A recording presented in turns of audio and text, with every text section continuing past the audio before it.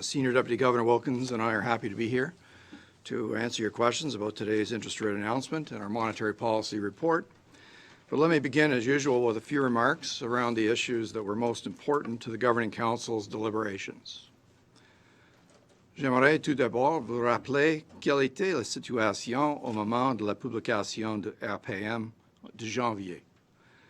Les participants au marché financier étaient très inquiets au début de l'année. Les perspectives de la croissance de l'économie mondiale étaient encore révisées à la baisse. Les prix des produits de base touchaient de nouveaux creux et de nouvelles données indiquaient que les sociétés canadiennes du secteur de l'énergie réduiraient leurs investissements encore plus qu'on le croyait précédemment. Dans ce contexte, nous avons dit qu'au début de nos délibérations, nous pensions pour une nouvelle détente monétaire, mais que nous devions d'abord prendre connaissance du plan budgétaire du gouvernement. Our new economic projection incorporates the government's fiscal plan. But first, let me discuss three other important changes that we've also taken into account. First, projected global economic growth has once again been taken down a notch for 2016 and 2017. Now, this includes the U.S. economy, where the new profiles for investment and for housing mean a mix of demand that is less favorable for Canadian exports.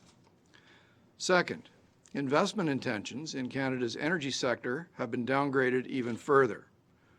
True, oil prices have recovered significantly from their extreme lows. But Canadian companies have told us that even if prices remain around current levels, there will be significant further cuts beyond what we foresaw in January.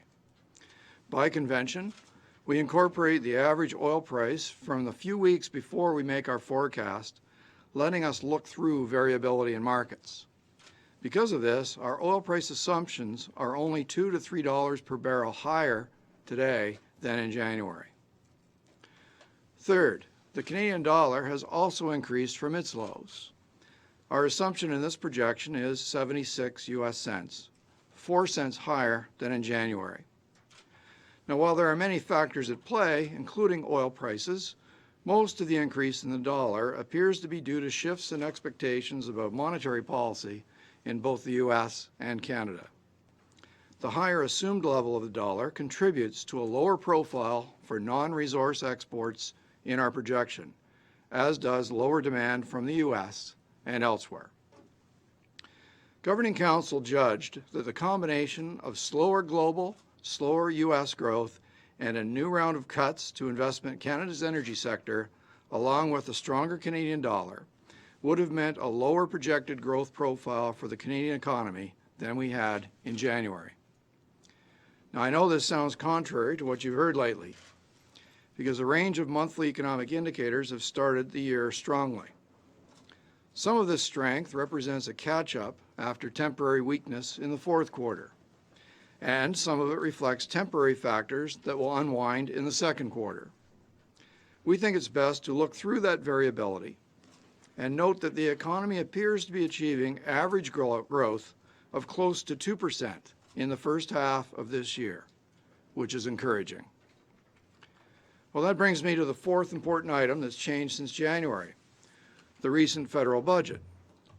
Now, we can't be entirely certain about the full effects of the budget on the economy, as some of those effects will depend on how households react over time. But Governing Council judged that the budget actions will more than offset the negatives from the other three changes that I just mentioned. The net effect is that our projected growth profile is generally higher than it was in January. Quand vient le temps de prévoir l'inflation, nous devons considérer nos prévisions de croissance économique par rapport au potentiel de l'économie ou ses capacités. Nous effectuons une évaluation complète du potentiel économique du Canada à cette époque chaque année. Et elle a occupé une place particulièrement importante dans les délibérations du Conseil de direction. En effet, ainsi que nous l'avons souligné dans le RPM d'octobre, il est particulièrement difficile de mesurer les capacités d'une économie lorsqu'elle subit un ajustement structurel, comme c'est le cas pour le Canada. Il indique une incertitude accrue au sujet de la taille de l'écart de production et de la vitesse à laquelle elle va se résorber, et donc du moment auquel les pressions désinflationnistes que nous observons aujourd'hui vont disparaître. Specifically, the collapse in investment in the commodity sector will mean a slowdown in the economy's potential growth rate. In the near term, we've lowered potential output growth from 1.8% to 1.5%. You can find details in a staff analytical note that we've published today. Later this year, the natural sequence of higher non-resource exports and a tightening of capacity constraints in those sectors should lead to higher investment and employment in the non-resource economy, and therefore growing capacity.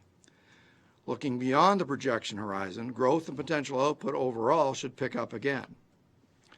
Now, this newly added capacity may give the economy some additional room for non-inflationary growth beyond what we are assuming today. Today's forecast suggests that the economy will likely use up its excess capacity somewhat earlier than we predicted in January, sometime in the second half of 2017. However, as I said, there's more than the usual degree of uncertainty around that timing.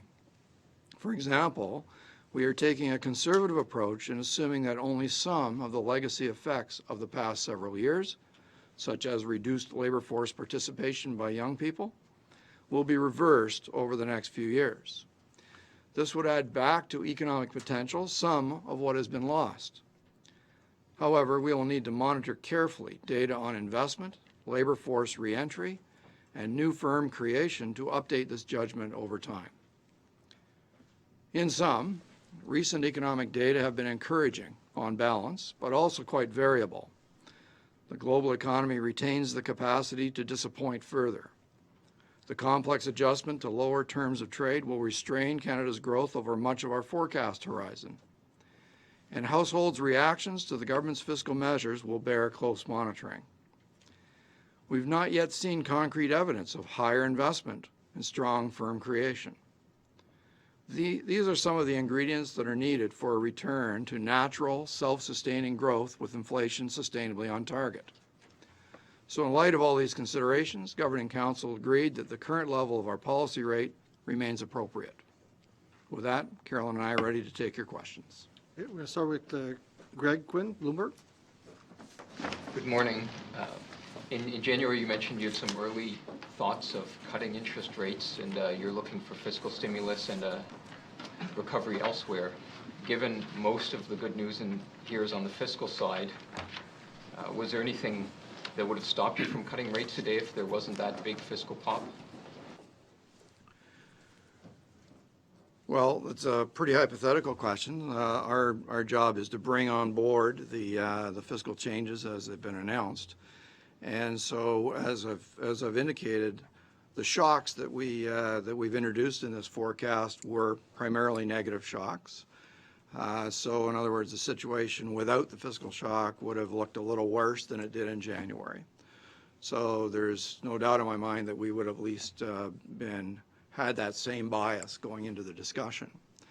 How it would have turned out, of course, is very hypothetical, and it's not an exercise we actually do. Of course, we certainly don't construct a scenario that doesn't have the new fiscal policy in it. And so, I guess what we could say, though, is that where we are today provides a mix of policies which is more favorable than what we were working with, simply because of the situation we're in, where we've talked about monetary policy having smaller effects for every interest rate change, situation in which, as Keynes laid out in the general theory, it's where fiscal policy has its largest impact. And so the mix of policies that we have today is a more favorable one for economic growth than what we had before. Secondly, your projection shows the economy gets back to normal, full output a little sooner than you had thought. But given the uncertainty around it and the global economy when it comes to setting monetary policy, do you have to set that a bit more in the background than you had in the past? Is an economy close to full output not the same thing as it was in the past? Yes, given what we've been through, we have to think of the policy risks through a different lens. As I just mentioned in the opening statement, we have incorporated in this forecast, first of all, a decline in potential growth, which is because of the terms of trade shock and the collapse of investment in one major part of the economy. But the rest of our forecast has the reversal of that and an increase in investment in the rest of the economy. So as we go through the next couple of years, those two things will be competing on the potential growth line, and therefore influencing when is the gap, how big is the gap at a point in time, and when does it actually close. And so eventually there may be even other things to take into account there, which maybe Carolyn would like to go into. But I think that the main thing for us is it's more uncertain given what we're in now and where we've come from than it normally would be. And that just means that you can't really pinpoint a window. We're just saying this on the same basis in which we thought we'd be closing the gap around the end of 2017 before. It now looks like on the same set of assumptions, it would be a little bit earlier. But that window is highly subject to change. That's why we show it as a range in the MPR, and it shows there's quite a wide window in which it could be true.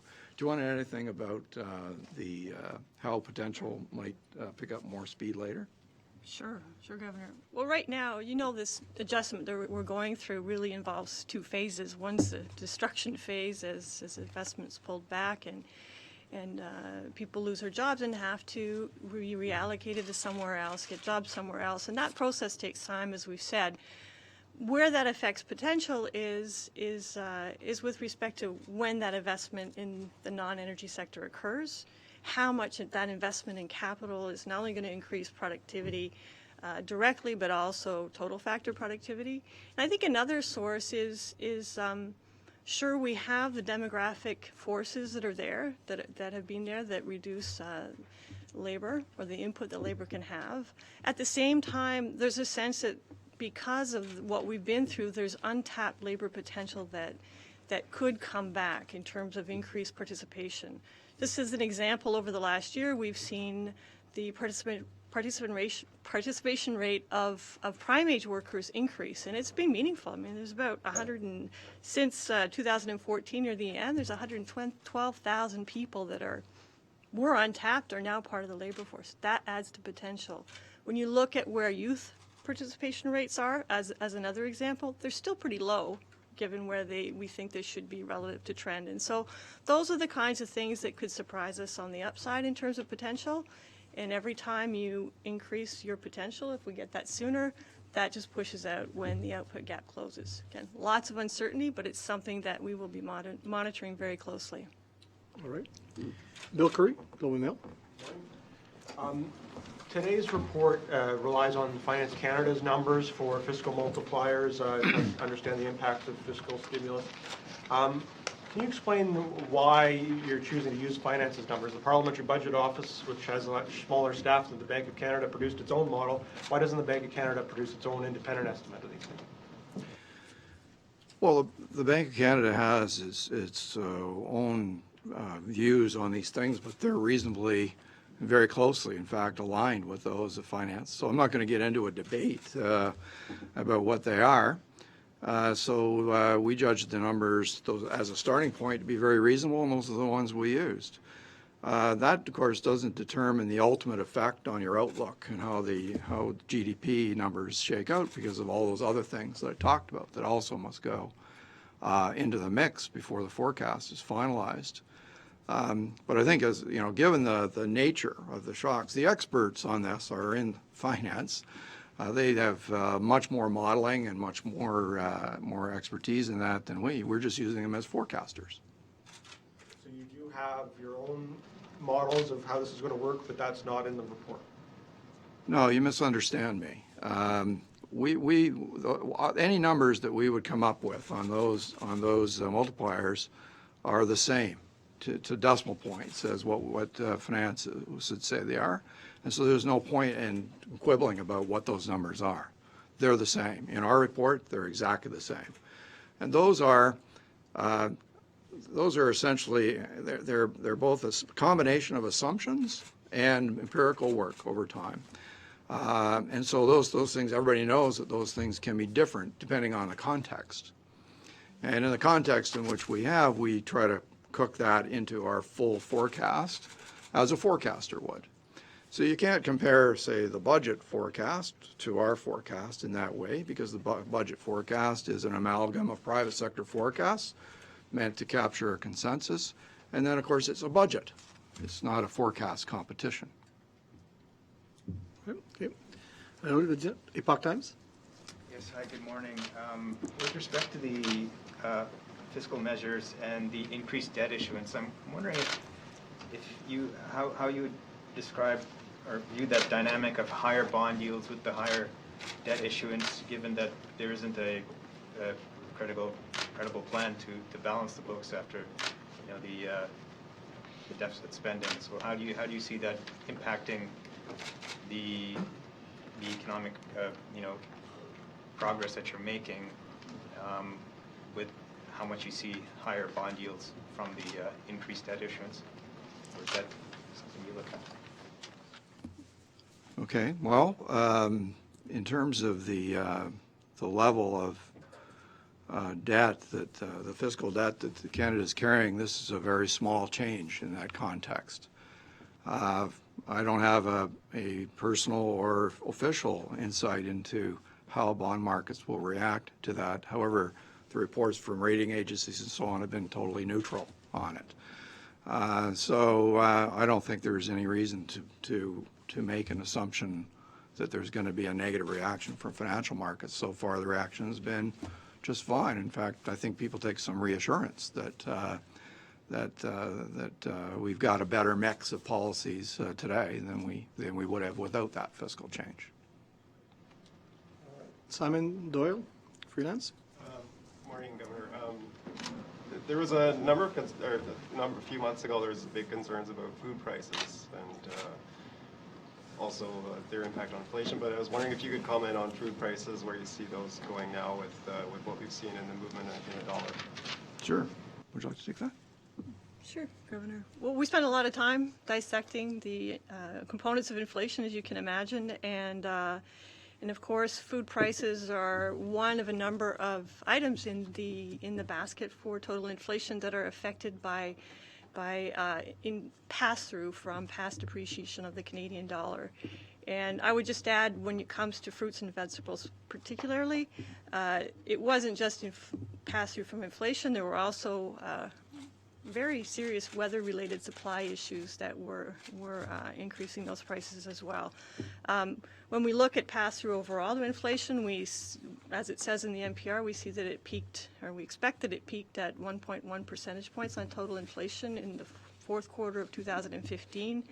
It's still adding to the total inflation rate over some of the projection horizon. When you take out those effects on inflation, so you try to look through at what underlying inflation is, so you take out pass-through and you also take out the effects of lower energy prices, you see underlying inflation at about 1.7%. All right. OK. Rudy Legault, La Presse. Plus. Bonjour à vous deux. Dans vos remarques, à la fin de vos remarques, M. Poloz, vous dites que nous avons constaté jusqu'à maintenant aucune indication tangible d'une hausse des investissements et d'une solide création d'entreprises. Voilà certains des ingrédients nécessaires à un retour à une croissance naturelle et autosuffisante. Ma compréhension, ça veut dire une croissance sans accommodement de la politique monétaire. L'économie canadienne doit retrouver son plein potentiel à la fin quelque part au deuxième semestre de 2017. En septembre 2014, Mme Wilkins, vous avez dit que le taux neutre directeur était entre 3 et 4 %. Compte tenu que le potentiel de l'économie est diminué maintenant par rapport à 2014, quel est le taux neutre actuel? Est-ce que c'est plus faible que ce que Mme Wilkins a dit en 2014? Sinon, pourquoi? Si oui, quel est-il? Ben, c'est une question assez complexe, oui, merci.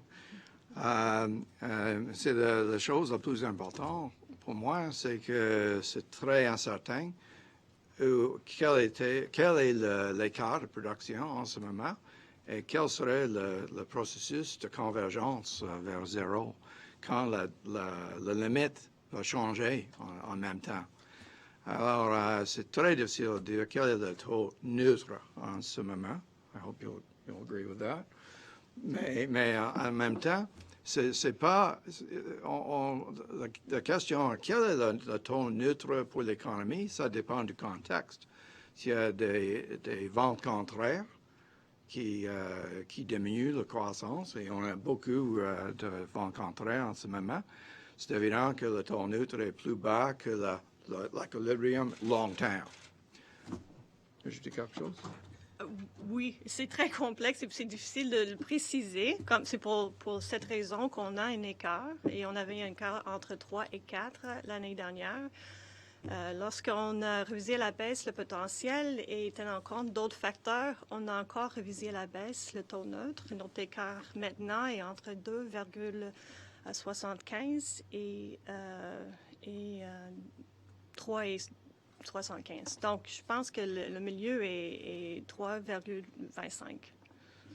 Encore une fois, et c'est un concept plus à moyen terme, et puis il y a beaucoup d'incertitudes autour de ce chiffre.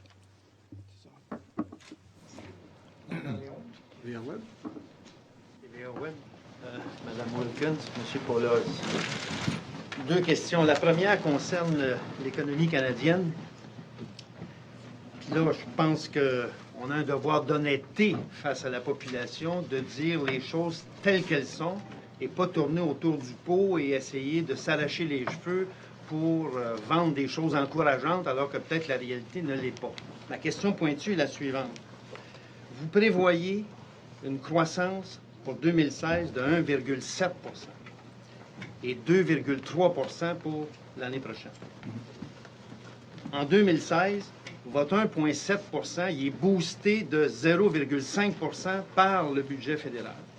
Et en 2017, il est propulsé à hauteur de 0,6 par le budget fédéral. Ça veut dire que, sans le budget fédéral, la croissance projetée de l'économie canadienne cette année ne serait que de 1,2 et l'année prochaine de 1,7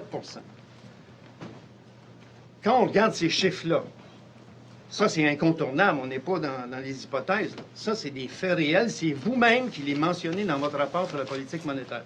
Quand on regarde ces chiffres-là, est-ce qu'il y a lieu de s'inquiéter? Oui, c'est exactement pourquoi nous sommes très prudents en décrivant la situation. Il y a des choses encourageantes, c'est vrai. Nous avons décrit un processus naturel. Ça commence avec les exportations. Puis après cela, on aura le processus d'investissement dans ce secteur et la création des fermes dans ce secteur. Et ce processus est peut-être au milieu pour le moment. Et c'est encourageant, mais c'est certainement pas complet. Nous avons beaucoup de signes encourageants dans le survol, par exemple. Nous voyons que les entreprises canadiennes sont prêtes à investir. Nous sommes aux capacités dans quelques exemples, beaucoup d'exemples. Alors, les conditions sont là. Alors, sans le budget, dans les actions budgétaires, c'est vrai que nous aurions une situation où les cas de production seraient plus grands et il y aura plus de pression désinflationniste dans l'économie. Mais historiquement, une action comme ça, une action budgétaire, a un effet catalytique sur l'économie. Et aussi, le budget a beaucoup de choses qui sont les investissements, le budget même. Ces actions, les actions d'infrastructure, aura un effet sur la tendance de l'économie. Ça, c'est la croissance tendancielle de l'économie. Alors, ça, ce sera des bénéfices qui accumulent pour beaucoup de temps. Okay? Peux-tu ajouter quelque chose? Non, je pense que vous avez mentionné les exportations, puis il ne faut pas perdre de vue qu'on a quand même, des signes encourageants dans le secteur des exportations hors prix de produits de base.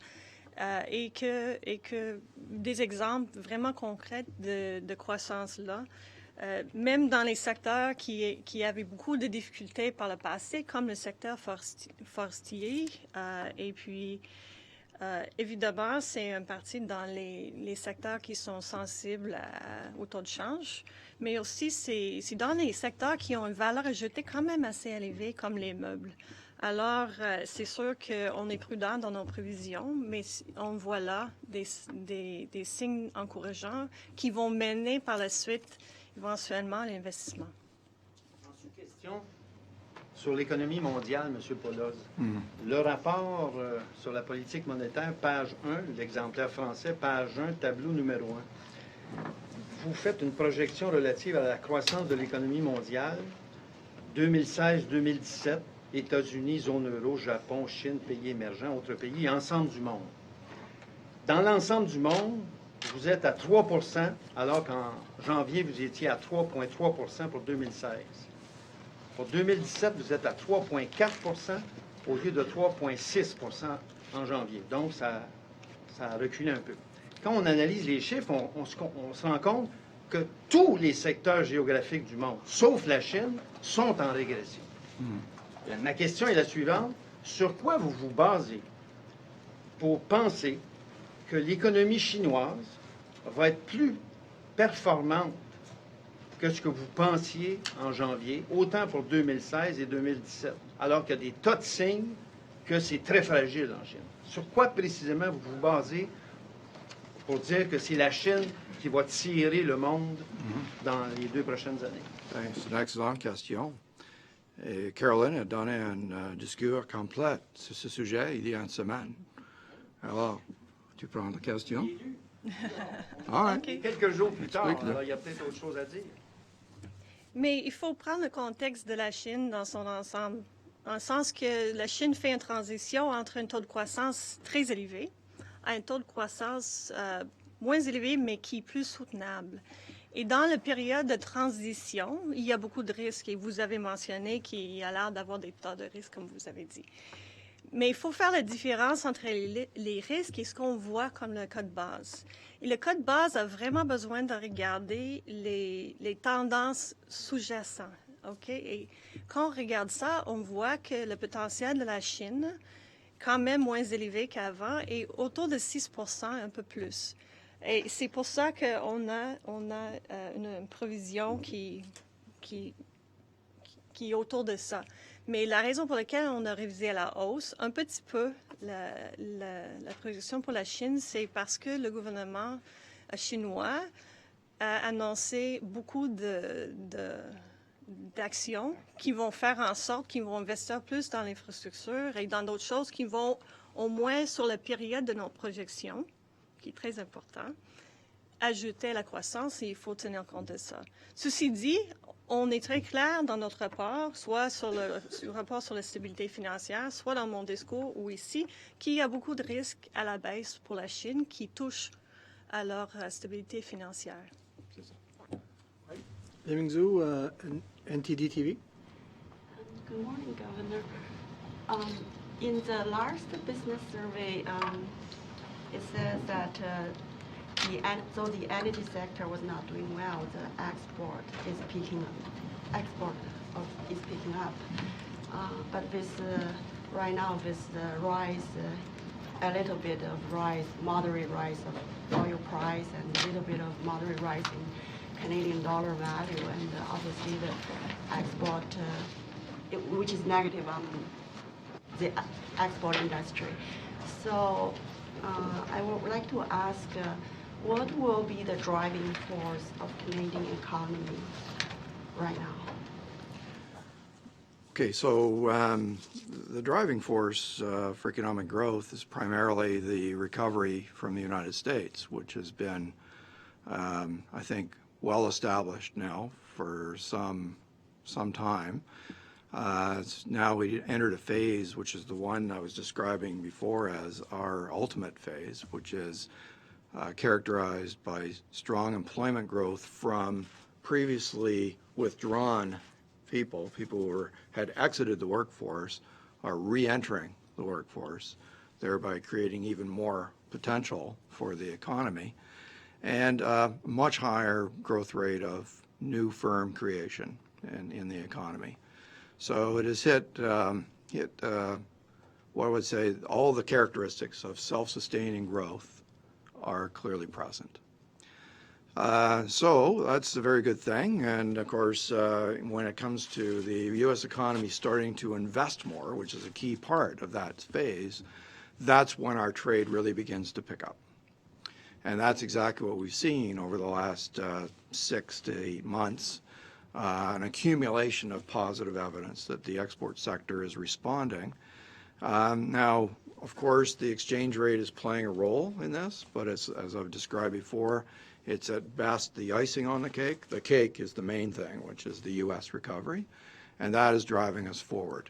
So we're now watching for the next phase, which is where those investment intentions translate into actual new investments in the non-resource sectors of the economy.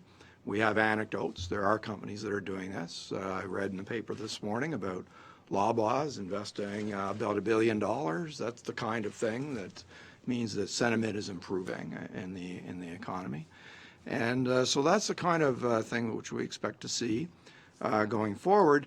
And for a while, as you see, we still have those cuts in investment in the energy sector, which are still outweighing things more or less. So investment overall is still going down.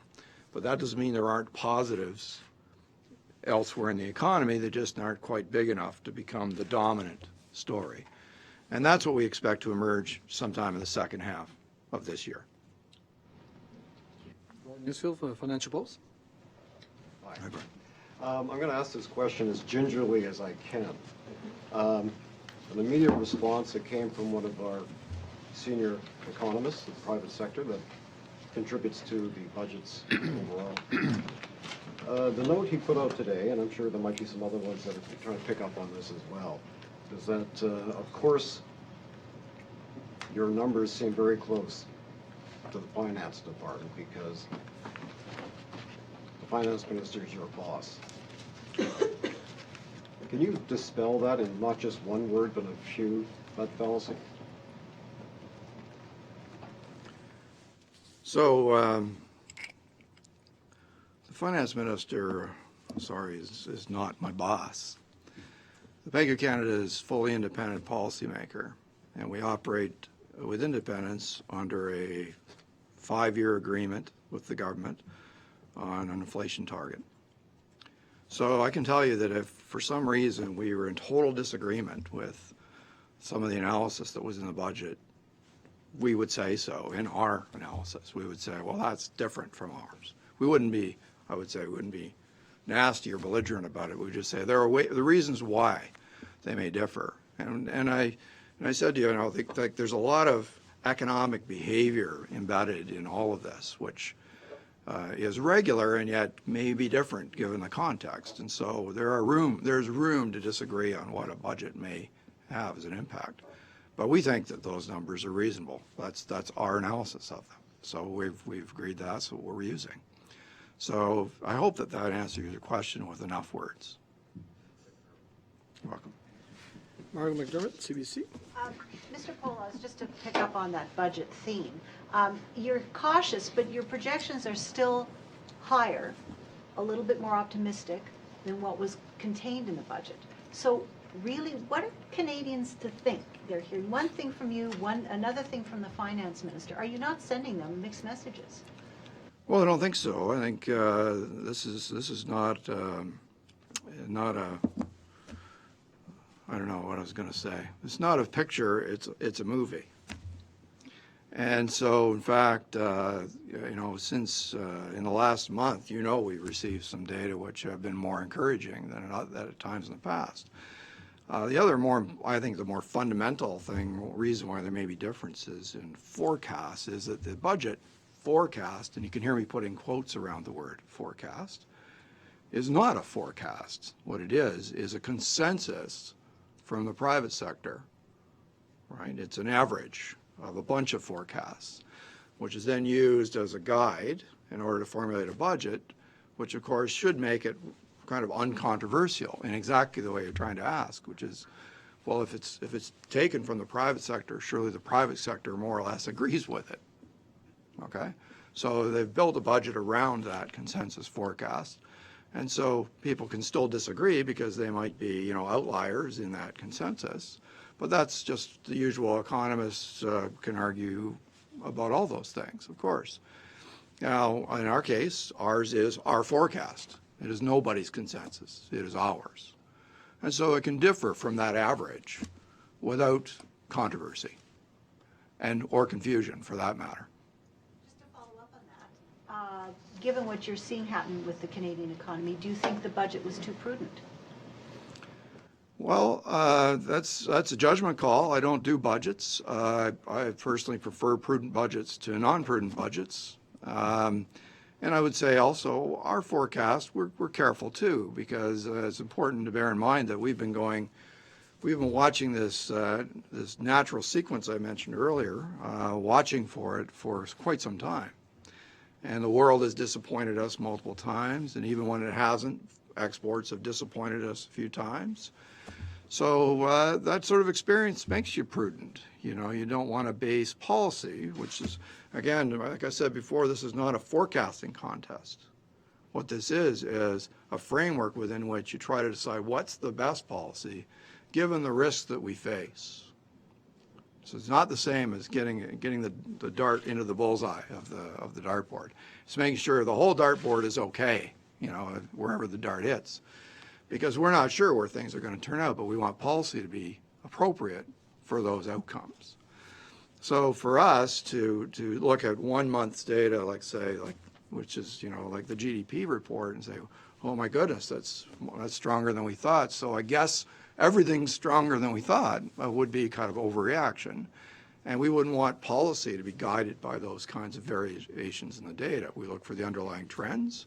Are those trends moving higher or lower?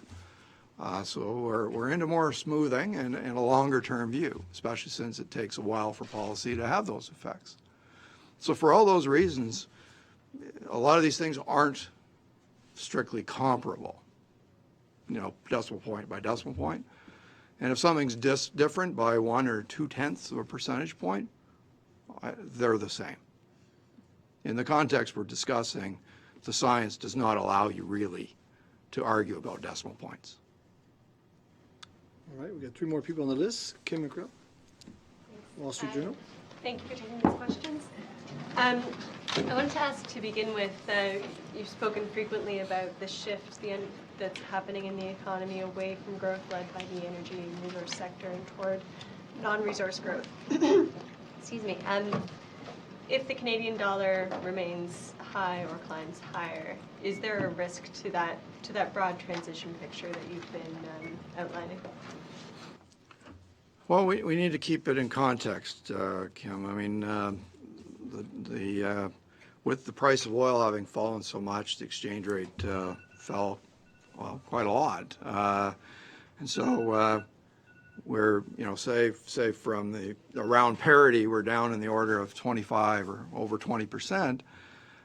So that's the big effect, which is working its way through the export sector.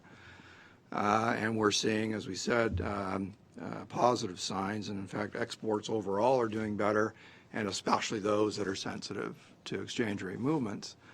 So that's good news. Now within that context, if we have a dollar that's a couple of cents lower or a couple of cents higher, well, it's all kind of rounding from an exporter's point of view.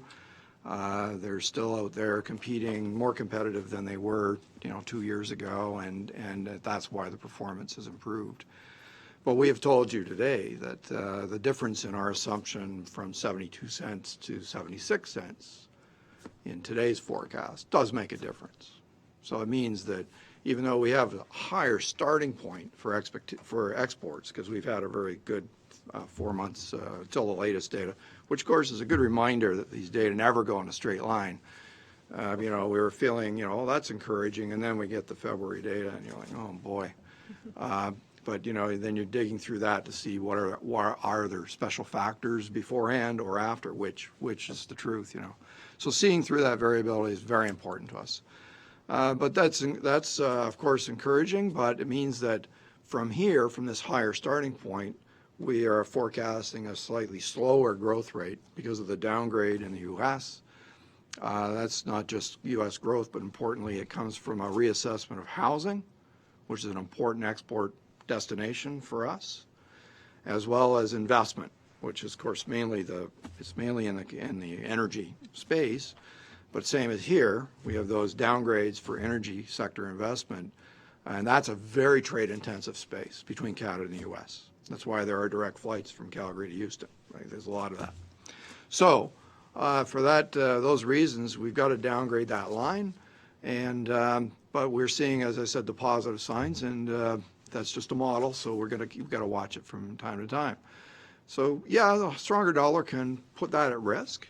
It is a downside risk in the current context, as we mentioned, but the dollar has moved a lot, in both directions recently. So we try to look through it as much as we can. Thank you. And just one other question. One of the impacts of lower oil prices has been falling terms of trade and reduced national income. And I think a recent speech from the bank put that figure at about $1,800 per person in Canada. Yeah. Given that scenario, what is your level of concern right now for household vulnerabilities and debt? Is that something you should be increasingly concerned about? So as we said in the last FSR, we talk about vulnerabilities, as you just mentioned, and then we ask, well, what could occur to turn those vulnerabilities into actual risk? And the sort of thing that can happen would be a generalized macro downturn, which would cause unemployment rates to go up and make it harder for people to service their debt. That would be the kind of scenario that turns a vulnerability into risk. Well, for many people, that terms of trade shock is that. And so it means that we have had increases in unemployment or switching of jobs from higher paying jobs to lower paying jobs and that kind of thing in certain areas of the country, which can matter. And so that is front of mind as we go through that process. The magnitude is, as you said, it's from Lynn's speech, it's about $60 billion of less income for Canada on an annual basis. To put that into perspective, you do the math of it being $1,800 per person, but it's not literally $1,800 per person. It's concentrated in, the companies that are in that sector and their employees. And, if you thought you were completely unaffected by it, you'd still be affected by it because the cost of imported goods went up as the dollar went down. So that's how we all kind of pay something for that, but it gets spread around very unevenly, regionally and sectorally and people-wise. So it's not literally an income effect of the magnitude for individuals. Okay. All right. Yep. Andrea Hopkins from Reuters. I just wanted to follow up a little bit on that question of the rotation. My reading is you seem sort of skeptical or at least tentative about the strength and the permanence of that. I'm wondering if you could tell me, what would it take data-wise or for what kind of period you need to see to be comfortable with the rotation and manufacturing is strong and sustainable? Well, as I said, we are encouraged by the data that have come out, say, since last summer, I guess, so sort of the fall and into the first part of this year. And we were encouraged a year ago, too. So we thought it was underway a year ago, and then it faltered during the summer. So it's been a very sort of 2 steps ahead, 1 step back kind of process. So I think the simple answer to your question is it needs to be sustained for longer, and it needs to reach the point where it translates into actual sustained growth, which is so far most of what we've seen has been companies using up capacity that was kind of set aside over the course of the previous weak growth period. You know, in the wake of the financial crisis, what did we lose? About 50% more or less of export sales. So many companies actually disappeared in that. Others consolidated and hunkered down, and they have capacity. So you see stories like in the, well, you mentioned furniture before, but I think in forestry more generally, or wood products more generally, we've seen a healthy rebuilding of sales in that sector across the board, from 2x4s to the more, office furniture and hardwood and doors and windows, that kind of thing, which is connected to U.S. housing. And so we've seen a restoration of that sector, which has been quite impressive. And so they're probably at the stage now where if it's going to grow further, they'll expand. And so that follow through so far looks intentional but not actual in the data. So we want to make sure that the momentum is actually there, and it's exactly why that kind of wait and see feeling is throughout our analysis, because we've got to be watching the data and ensuring that the sequence that we're predicting is actually happening all by itself. So I don't have a hard thing for you, but I think you get the idea. Okay, and just finally, the Bank of Canada seems to be taking, you're somewhat on the sidelines now as you're watching the fiscal stimulus and how that's going to come into play. Your policy is accommodative, but there's no prospect for a change in policy right now. So it seems like your role has shifted to moral suasion, keeping this dollar in the sweet spot that it is. And I'm wondering if you can speak to your communication policy, your moral suasion, how do you speak about the dollar without saying what level of dollar you're happy with? Well, as I've tried to make clear regularly, there's no magic number for the Canadian dollar. We know the sorts of things that tend to move it around, and the oil price has been the most prominent among those. So over this period, you'd say the dollar has apparently been doing its job, which is kind of as a shock absorber or a buffer for the economy. In terms of being on the sidelines, I probably would I think I will take issue with that. So on the basis of our analysis today, we've concluded that keeping interest rates unchanged and therefore at a highly stimulative level is the appropriate stance for us. But I can assure you that if for some reason the outlook were to deteriorate, if there were some new shock that threw us off course, that we would seriously contemplate moving interest rates lower in order to buffer that and maintain a course towards our inflation target. There are many downside risks which we identify, but of course our risks are balanced. But in this context, the positive risks don't look very scary. They look like it would be nice if they were to occur because of where we start. We start at very low interest rates with very limited room to maneuver. But as we discussed in the speech back in December, we have the tools to take further action if the situation warrants it. So our risks are two-sided, and so is our policy. That is, we have the capability of acting in either direction, depending on how the situation turns out. All right. Okay, we got a second round. If you have one more question, Normand. I want to pick up on one of your images you cherish in your explanation. Oh. You said it's not a picture, it's a movie. Great. The reality is moving. Great. But as an independent analyst of the Canadian economy documentary, Could you tell us if the movie ends dramatically? If the movie End dramatically. dramatically. No, dramatically, I'm not sure what that means. But I think based on what we've got in front of us, the movie ends well, if that answers your question. That in fact, we believe that all the ingredients are present for us to get back to full capacity in time, and that at that point inflation will be sustainably where it belongs. I'm not sure at this point whether all those vents contraires that I mentioned, the negative things that are still in the world and still headwinds pushing us back, my guess is that over the next 2 years those will continue to some degree.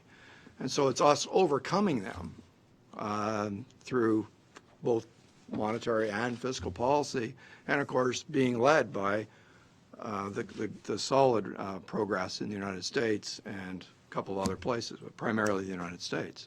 So that picture is coming together. It's a very slow movie, if I may. It's one of those very long movies. And of course the director keeps giving us surprises along the way. So anyway, I've carried the metaphor probably too far. Thank you. There's a lot of color in your movie, but en supplémentaire là-dessus, en 2008, quand il y a eu la crise financière mondiale, il y avait des signes avant-coureurs que beaucoup de gens ont refusé de voir, de comprendre. Aujourd'hui, là, en 2016, ne craignez-vous pas que si ça pète, on pourra vous reprocher de ne pas avoir pris en compte des signes de fragilité, des signes de désordre avec suffisamment de responsabilité? Ouais. Mais vous avez raison, il y a des risques et je dirais que nous avons augmenté notre diligence beaucoup. Le FSR qui est publié 2 fois par année, ça concerne ça. Les risques cycliques sont... c'est-à-dire que nous avons appris beaucoup de cette expérience. Est-ce que c'est le cas que nous sommes parfaits maintenant? Certainement pas. Mais nous avons un système de surveillance global et domestique qui est beaucoup plus rigoureux qu'auparavant. Et aujourd'hui, je suis confiant que nous sommes sur une trajectoire positive. Okay, that concludes our press conference. Thank you. Merci beaucoup. Thank you very much. Merci. Thank you, sir.